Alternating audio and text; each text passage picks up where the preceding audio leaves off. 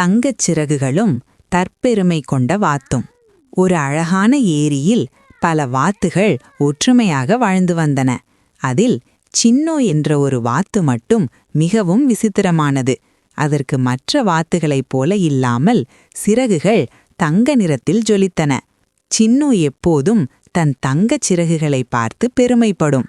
நான் உங்களை விட அழகானவள், இந்த ஏரிக்கே நான் தான் ராணி என்று மற்ற சாதாரண வாத்துகளை கேலி செய்யும். மற்ற வாத்துகள் அதனுடன் விளையாட அழைத்தாலும், என் அழகான சிறகுகள் உங்கள் மீது பட்டால் அழுக்காகிவிடும் என்று சொல்லி ஒதுங்கிப் போய்விடும்.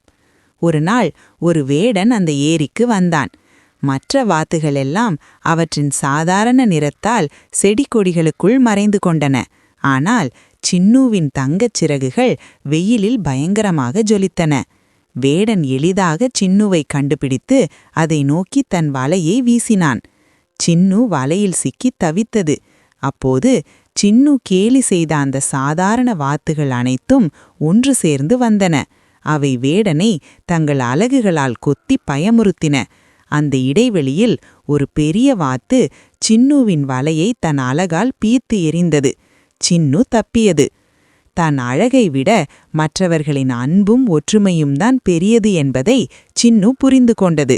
அன்றிலிருந்து அது தற்பெருமையை கைவிட்டு எல்லா வாத்துகளுடனும் நண்பனாக சேர்ந்து விளையாடியது. நீதி: அழகை விட அன்பும் ஒற்றுமையுமே ஒருவரை சிறந்தவராக்கும்.